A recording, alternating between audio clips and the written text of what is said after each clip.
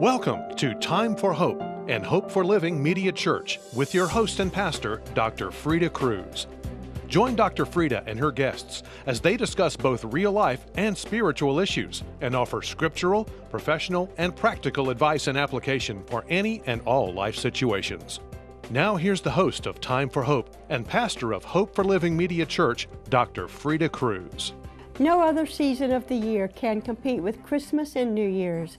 The buying and receiving of gifts, family traditions, food, parties, music, travel, and worship services are some of the things that make it special.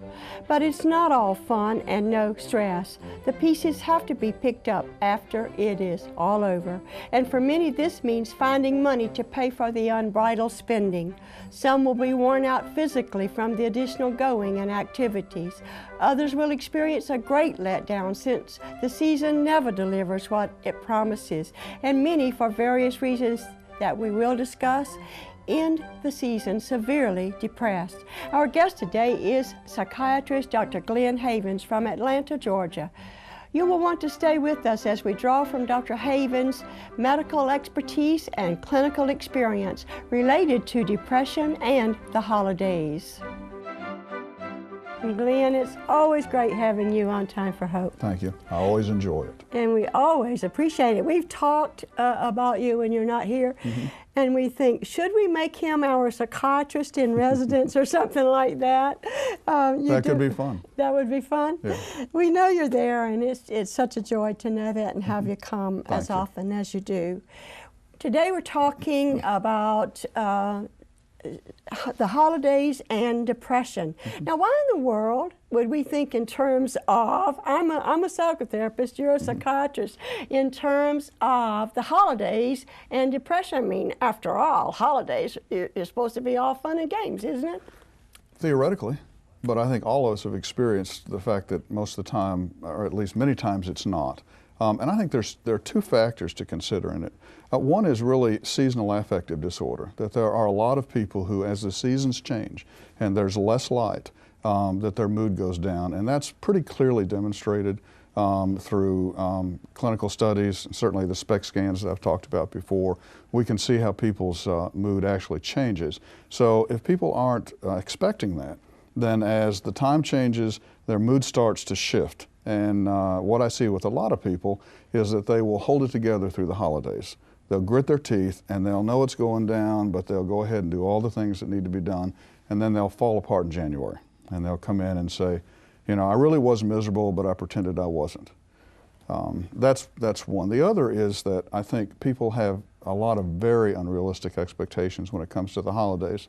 Nothing seems, other than marriage, or having children, to put us back into our own childhood states, so that people come to Christmas expecting it as a child does, with anticipation to cure all ills, to make you, to bring family together, to have all the things that haven't been happening during the year and haven't happened for years, to have them suddenly recreated and fixed at Christmas, and then they are greatly disappointed when patterns, as we know, just repeat themselves. I'm thinking the word cravings and desires because I've been doing a lot of reading and studying along those lines. Glen, how we are always dissatisfied with the way things are. Most of the time we're dissatisfied with the way things are, and we want to fix them, and we want them either to be back like they were or be as they never were. And or to be like we think we remember they were. Or, that's right, like we think they were, we remember they were. And you know, my dad, I remember hearing him say, because he came through the Depression, and then he came, you know, through World War II, and things began to pick up and get better, and he would say, you know, you can talk about those good old days all you want to, but I prefer these days. They're better than the good old days. But a lot of people don't see it that way, do they? No, they don't. And I think it still goes back to the same thing, where people remember what they think they need to remember. Or, I mean, we all have our own way of rewriting history. It's very interesting. Our family did this exercise for a while where we would get together on Sundays and we would outline what we were going to do for the week, and we would agree on something. And then the next week we could come together and all four of us would remember what we agreed on differently, to some degree, from what we actually wrote in the book. So our memories are distorted by our perceptions and by our needs and by our own histories. But I think instead of going totally negative, we do have to admit there is something special. There are something special about the holidays because we make it so, which we could do every day of our life. And we could do it with other holidays also. But for some reason, we want to put all of our eggs in one basket and wait until Christmas to do this. Well, I think that this is probably the time of the year too where whether people are Christians or not, the true meaning of Christmas, which is the restoration of relationships through the work of Christ, is a very deep, hungry, necessary need for all humanity, and we all crave that at some level. And we mistake the holidays and what we're craving for as relationship and family, when the primary relationship we're really looking for is our relationship with God. And so when we bring the wrong expectation, then we're always disappointed. I really like that. Down in our inner core, we are searching for something or someone to fill that hole. Augustine said that. And when we come to realize that the only person that can do that is Jesus Christ, and that indeed He can fill that hole, then, and if we could get that across during the Christmas holidays, we might not end up with so many depressed, right? Absolutely. They would not have the unrealistic expectations. We'll talk some more about this after a break, and we'll be right back.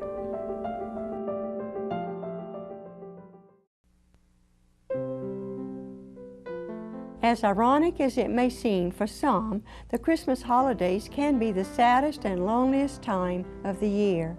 If this is true for you, don't hesitate to admit it. It is healthier to be in touch with what you are feeling. Then you can do whatever is necessary to help yourself feel better. Talk to yourself and ask yourself such things as, am I expecting too much out of the holidays? Does Christmas bring back sad memories from the past? Am I spending too much time alone? Is it because someone dear to me will not be here this year? If some or all of these things are making you sad or depressed, then tell yourself the following truths. I don't have to be happy just because it is Christmas. The holidays aren't magic and they can't make me happy. Yes, I am sad because of sad things that have happened at Christmas times in the past, but that does not mean this Christmas will be sad. If you have recently lost a son, daughter, wife, husband, or parent in death, or gone through a divorce or relationship breakup, the reality is that Christmas won't be the same. But there are some things you can do to alleviate some of your grief and sadness. Don't give in to spending too much time alone, but find ways to connect with people who also might need company, or others who would like to have you join them. And don't be afraid of your feelings. Instead, embrace them as a friend. Resistance will only bring more pain. And remember that the Christ child, whose birthday we are celebrating, grew up to become a man of sorrows and acquainted with grief. So don't hesitate to share your loneliness, depression, or grief with him. He will understand and extend his comforting grace. Born is the King of Israel,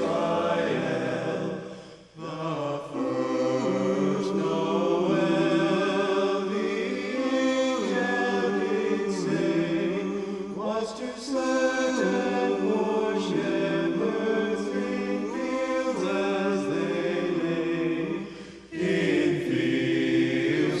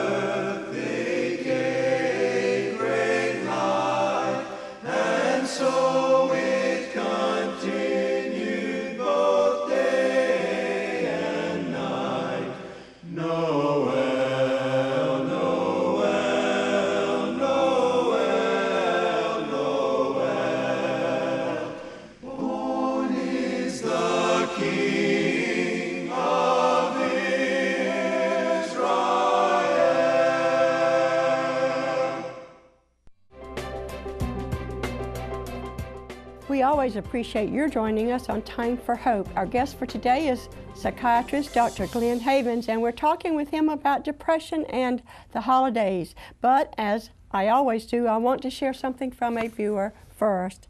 Dear Dr. Freda, my husband and I have been separated for almost a year. Please pray that my husband and I get together for Christmas and for our marriage to be restored. And we're going to turn to Dr. Havens. He's going to have some insights. I've already talked with him about it, about this prayer request. But we have already taken this prayer request to God. We do that with each and every one that comes in to Time for Hope. Of course, we would love to hear that the husband did come home during Christmas and that the marriage has been restored. Of course, we have no guarantees, and we don't really know what's going to happen to this marriage, but we have taken it to the Lord. We would also direct you to the Time for Hope website. We have great resources there. We'll be adding a new resource to that list. Happiness is a Choice by Drs. Frank Minirth and Paul Meier. And when I turn back to our guest, we're going to talk about the book. Also, I want to remind you again that we always appreciate any kind of financial help that you send or give to this ministry. Now, Glen, this is what we were talking about off camera, these unrealistic expectations. And of course, I share with this woman that great desire to have her husband come home at Christmas and that for the marriage to be restored. There's nothing I would like to hear better than her to write and say, that's exactly what happened. And it does happen sometimes, doesn't it? It does. But I would say more often than not, it doesn't. Because we have family dynamics and everybody has their own history of Christmas. And so what happens is, and I mean, every marital therapist has run into this where the husband comes in and says to the wife, well, my mother did it this way. You know, the wife says, well, our family, we do it this way. And everyone has the traditions and the expectations. And so, and it's almost like buying a new house. You know, everybody's family dynamics immediately surface. And I think at Christmas, you can see the family dynamics. And so the potential for them being at the worst in a couple who are separated is probably around Christmas. And that's something that you have to be careful and not have the expectation that it'll be something that it's not. The real issue would be, where is he in his own search for a relationship? And what do you want, what does he need out of this? And the core is still his relationship with God. And if that's not addressed, you can do everything right at Christmas and it still won't work, even if they were to get back together. Yeah. And that particular kind of magic that people expect, when and it goes away after, you know, if he scoots in, he stays with her Christmas, and then he's off again. What has been accomplished, what has gone on there? As you say, though, if he realized what the coming of Christ was really about, and that their relation could be healed because of the Messiah coming, then that could change the whole thing, couldn't it? And if she comes to Christmas with no expectations on her own, but only to be as best as she can the likeness of Christ, I think that is where the greatest opportunity for connection would occur. I think that's a great statement. So that leads us right into two things. The book that we're offering, having to do with depression, not just depression and holidays, but having to do with depression, and it's titled, Happiness is a Choice: The Symptoms, Causes, and Cures of Depression. Now we both know these two authors, Dr. Frank Minirth and Dr. Paul Meier, great psychiatrists. In fact, they were pioneers for Christian psychiatrists, weren't they? They were. And this book was written, the first edition came out, I believe, in 1978, and I was really happy to get my hands on it. Believe you me, I was. And I think I probably first read it 10 or 15 years ago. Yeah, so. It's been a long time. It's in its second edition, but we do want to say it's a great book for basic information related to depression. We've had some updates and some different perspectives. And it's a classic in the field of Christian psychology. So for anyone who is out there and is reading the history, this is a great book. for Great people. book, and we're offering it. And it does it does raise a very interesting question because of the title, which is Happiness is a Choice. Is it? Yes. It Good is? question. Because is it a choice? Well, yes and no. How's that for a non-ambiguous answer? I like it. Let's go.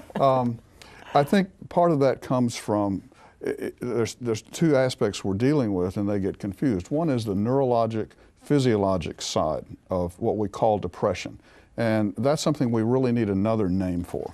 I think the brain scans and being able to look at the brain as it spends energy, we've been able to clearly see that there are people whose brains are not functioning properly. Okay? That's a different issue from your life perspective and your expectations. What is it that you actually want out of life? And there are a lot of different terms for it.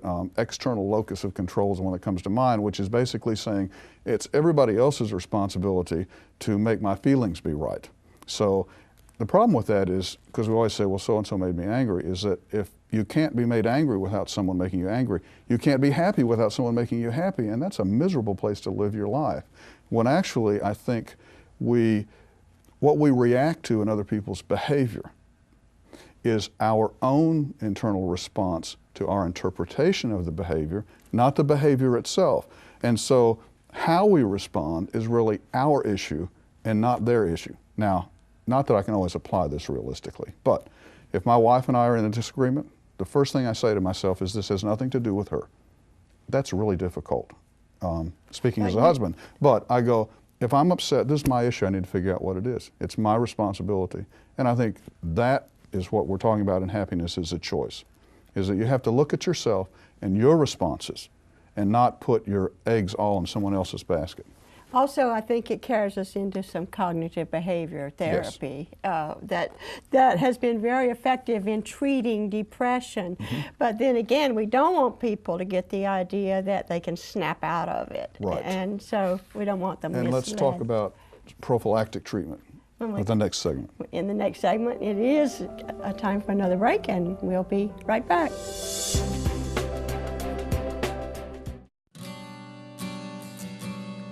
I am going to offer right up front that I feel a bit awkward in doing what I am doing because it's the first time I have done this, and that is making a special appeal to you, my viewers, for an end-of-the-year tax-deductible donation to Time for Hope, the ministry I host here at Bible Study Time Incorporated. I am saying, yes, order the book we are offering at this time and also consider adding more donation to that order. And if you are not ordering the book, that you would make a tax-deductible donation to Time for Hope to close out 2016. It's been an unusually low year for gifts to this ministry, and I would like to believe that God would intervene by encouraging you to do what you can do to help us end the year in a better way, because it's been a good year for Time for Hope, and we do need your help to cover the expenses of this worldwide ministry. So if you need to pray about it, just know that you are appreciated as a viewer, and know also that if you have handed in a prayer request, that we take up every prayer request that comes in to Time for Hope. And if you have sent in a note of encouragement, that is greatly appreciated. And I certainly would appreciate, and I'm repeating myself, a year-end tax-deductible donation to the ministry of Time for Hope so that we can have a better year at the end of 2016, even better than we have had in a long time. And I would say also, thank you very much for whatever you can or choose to send to help us at this time. And may God bless all of you.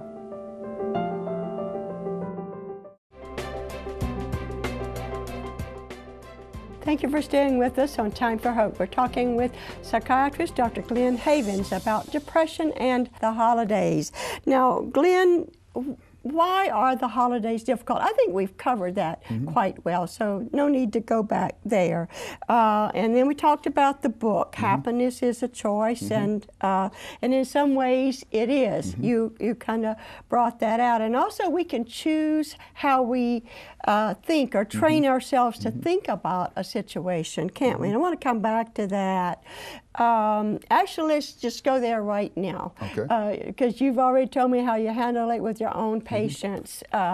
Going to what they're expecting out of Christmas and how you prepare them ahead of time, not wait until after and they're severely depressed and show up in your office a little bit too late then, not too late to be helped, but no, but actually if they postpone addressing medication issues until January or February, sometimes it's a long time before we can get them back on an even keel. So the first thing I say to people is if you have the physiologic, the neurologic side of depression, and you know that medication is an issue, then you look ahead prophylactically and you try to see when your most difficult times are, and those are not the times to go off of medication. So if you know that it's going to be difficult, we're going to look at the medication, and I can't tell you how many people come in and say, well, you know, I'm really doing well. This is August. So let's just cut down on medication. It's sort of like saying, let's try off of a stimulant this year in school in September, okay? And I just go, let's not. Let's wait and see how you do. We know it's a rough time. And let's make sure that your medication is appropriate. As you get into the holidays, if things start to go downhill, let's do something right then and there. And let's not wait till January or February. And to tell them, just prepare and listen to what your family has to say. If they say, particularly men, because we just don't self-observe well. I mean, I hate to admit this, but it really is true. And one of God's gifts to us is our wives' sensitivity to our mood changes. And so if our mood is starting to shift, I tell this to the men, if your mood's going down, your wife says, you know, I think things are going downhill, you need to listen to her, you need to call me up and we need to do something. The other is to be aware of what your family patterns are. So you go, what was Christmas like for my family? What was it like for his or for hers? And then I really think it's important to have your own family traditions, that you establish for your family what Christmas is going to be like, so that you have a sense of where you can go back to in order to have a sense of joy and peace and satisfaction at Christmas. So just a quick example, if you have a family who the family pattern is that nobody talks about anything, you don't go home at Christmas and expect to have a deep, meaningful, bear-it-all discussion, have everybody hug each other and be okay. It's going to be a disaster, and everybody's going to come away feeling disappointed and sad. The other is, and you referred to this in the very beginning, which is the busyness of the season and how frantic you can get and how you're so exhausted, even if you're not depressed at the end, you want to take a break. And we started this many years ago that we limited ourselves to one event. We just go, we do one thing during the holidays and that's it. And we can pick anything, but by and large, unless we're really, hog-tied into it, we'll do one event. And so we know there's something to really look forward to. And then we have our own family tradition. I mean, the trees have to be in the same place. And when we put the tree up, it's the same ornament, it's the same, I'm going to get the lights out and I'm going to fuss about it, and everybody's going to, and I'm going to say, well, come in and we're going to do it. And they go, no, we're going to do it. It's almost a tradition of how we even fuss about it. And if I'm not fussing, there's something wrong, So we laugh about it, but we have a way that we do it that brings back good memories for people. And there's fun even in the fussing because the family's together and you're getting to enjoy and that. And I'm going to say, everybody come on the tree, and and they know that when they put the ornaments up, I'm going to go, that's not the right place for that one, I need to move it over here. It's sort of like the kids move the couch to see if I'm going to move it back, because I have a little bit of obsessiveness, here and there. But there are things that you do that you create for yourself. And then you don't come in, I'm sorry, I didn't mean to interrupt you. I'm thinking the word accepting. I've just, that has become so big. I've taught it for a long time, but it has greater meaning to me all the time. Just accepting the way things are. And the way things aren't. and stop trying to fix everything all the time. There are some things that we have to fix, that we are trying to fix, we have no choice about, but there's so much we can turn loose, let be, accept the way it is, and it can turn out okay. It can be fun, it can be enjoyable, meaningful as a matter of fact. And I also think that going back to the true meaning of Christmas, which is to really talk about the relationship problems, and that we're really commemorating that Christ came to allow us to restore relationship. So That's that our heart hope, attitude, that is our hope. Our heart attitude as we go into Christmas is that relationships can be restored. There's forgiveness. I mean, just think of forgiveness alone being such a central part of the work of Christ. And of course, he had to be born to die on a cross, and then you know the whole life, death, burial, and resurrection of Christ had to begin with his birth.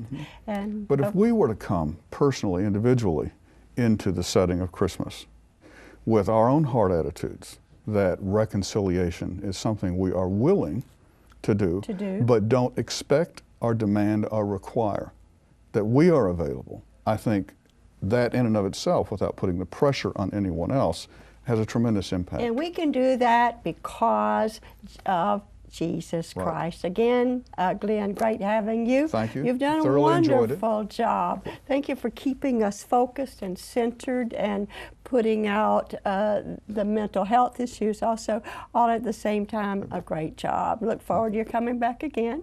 And we look forward to having you join us again next week on Time for Hope. A free fact sheet that contains additional information about today's topic is available upon request from our ministry. You can also receive a copy of today's resource for a donation of at least $9 to the Time for Hope ministry. Call us at 800-669-9133. Write us at Post Office Box 2169, Spartanburg, South Carolina 29304, or visit our website at timeforhope.org. As we continue to give out messages of hope, a financial gift of any amount to support this ministry will be greatly appreciated. When you send us a gift, you are joining us in offering hope to many viewers seeking help and hope for their situations, and enabling us to inform and inspire viewers to expand our mission as they learn and in turn can minister more effectively to hurting people around them. Look for Dr. Freda's Scriptural Devotions on our Time for Hope TV Ministry Facebook page. Until next time, have a great week. And remember, it is time for hope.